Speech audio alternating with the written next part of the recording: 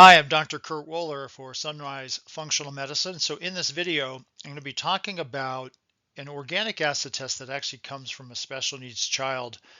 And this particular organic acid test from Mosaic Diagnostics is important. It's impressive from the standpoint that there's many markers that are elevated on this test.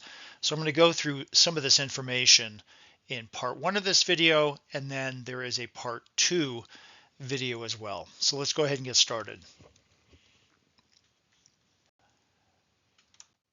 So here's the disclaimer, understanding that the information provided in this video is for educational purposes only. So the organic acid test from Mosaic Diagnostics, in my opinion, has the most comprehensive information that's very important, particularly with regards to fungal exposure, bacterial problems, Clostridia bacterial issues that occur on the organic acid test, mitochondrial markers, and many other categories on this test that are very relevant for individuals with chronic health problems. That could include children with autism or other special needs, individuals with mitochondrial problems, individuals with mold exposure, chronic fatigue, neurological conditions, etc. So one way to access lab testing, particularly through Mosaic, as well as some other labs, is through a website called Lab Test Plus. Through Lab Test Plus, you can order a number of different profiles, including the organic acids test from Mosaic Diagnostics. And then the information, once received through Lab Test Plus, and then sent back to you with a written interpretation of the relevant findings, is very important too, because it gives you some idea about what some of the test markers indicate, as well as some action steps moving forward. So for more information about Lab Test Plus, you can go to labtestplus.com. You can also email labtestplus@gmail.com. So the main issues with this particular individual is their nonverbal, poor receptive language, no social interest, and they do not engage really socially with other children or even with most people in general. So fortunately, there's no significant behavioral problems. A lot of the behavioral problems in autistic children or other special needs individuals can sometimes be self-injury or aggression, so that's not occurring. This individual, this child, does like spinning objects, for example. They also have some side glancing behavior, which is very characteristic of autism. And then problems with low muscle tone, low energy, and overall poor balance and coordination. So for more details on this particular case, you can go to my Substack, which is drwohler.substack.com, and there are multiple Substack articles outlining this and other information that I have provided in the past and will do so in the future. So in the Substack, you can join. So page one of the organic acid test from Mosaic Diagnostics, the top section has what are called yeast and fungal markers. Now you'll notice there are a number of markers elevated in this child.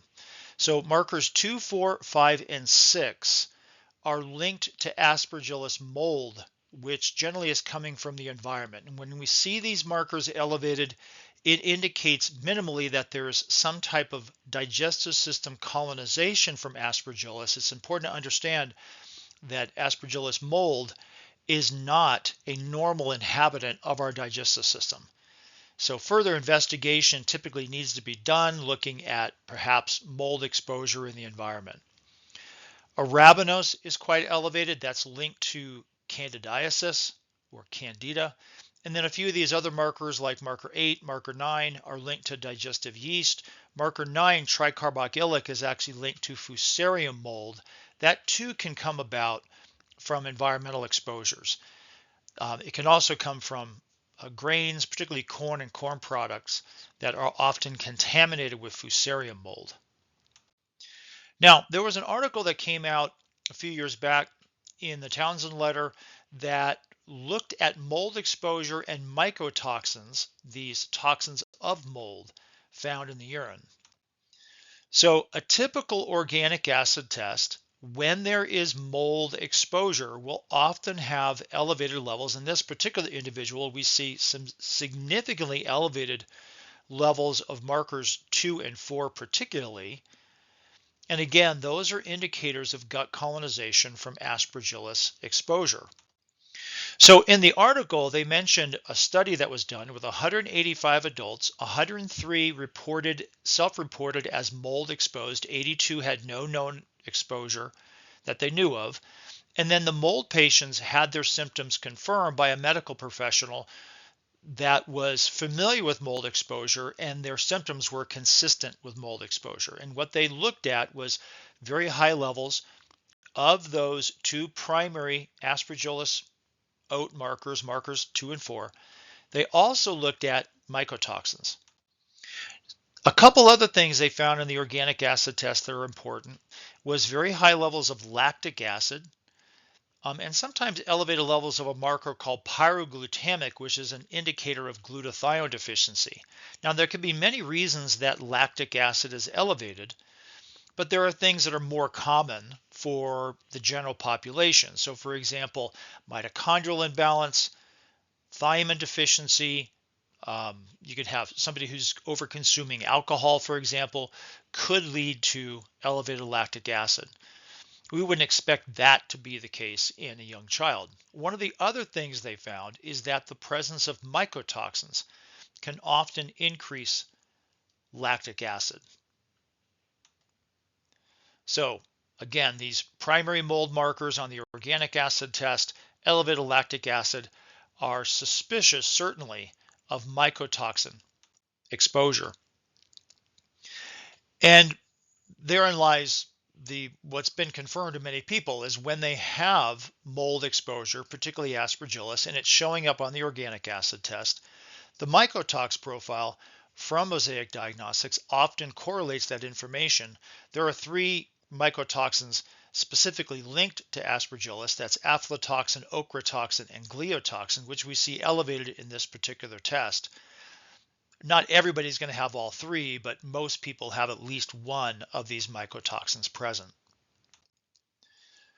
The organic acid test on page 1 in this particular individual had very high levels of bacterial markers. Now, 11, 12, and 13 are very consistent with what's called digestive system dysbiosis. So basically, digestive bacteria that are in an imbalanced fashion. And so that essentially points to the fact that we've got some imbalances in the gut, that the microbiome of the digestive system is compromised. Whenever we see elevated Clostridia bacterial markers, it's problematic. The one that shows up most commonly is HPHPA. That shows up at about 80% of the time.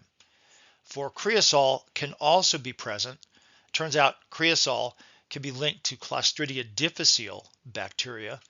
And then the third one, the 4-hydroxyphenylacetic, is not as common. In this particular case, you see all 3 elevated, which is rare for the most part, but significant. And the reason is that these bacterial organic acid compounds can interfere with neurotransmitters in the brain, specifically dopamine. And so dopamine is a very important neurotransmitter in the central nervous system in general throughout the body. It gets converted to norepinephrine, and it's dependent on the function of a specific enzyme called dopamine beta hydroxylase. And that particular enzyme can be interfered with by the presence of some of those Clostridia organic acid compounds. And when the dopamine beta hydroxylase enzyme is inhibited, we can start to see sometimes an increase of dopamine. And that can be problematic from a behavioral standpoint. In some people, it triggers aggressive behavior. In some kids, it can trigger self-injurious behavior. In adults, for example, very high levels have been known to be linked to psychosis. It doesn't happen in everybody, but in a special needs child, it's something that certainly needs to be looked at and evaluated, particularly if there is aggressive and self-injurious behavior. So there are other problems associated with too much dopamine as well, but the bottom line is that the organic acid test is a critical test to do to evaluate the presence of these compounds.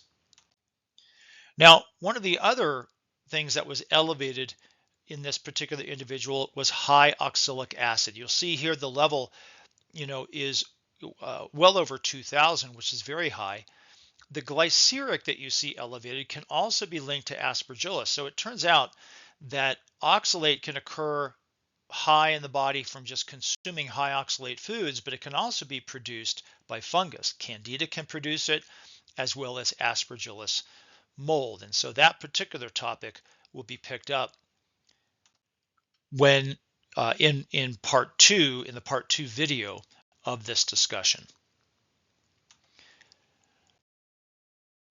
So for more information about our consulting practice, you can go to mysunrisecenter.com. Our email is scmedicalcenter@gmail.com, and you see the phone number listed there as well. So again, I'm Dr. Kurt Wohler for Sunrise Functional Medicine. Thank you.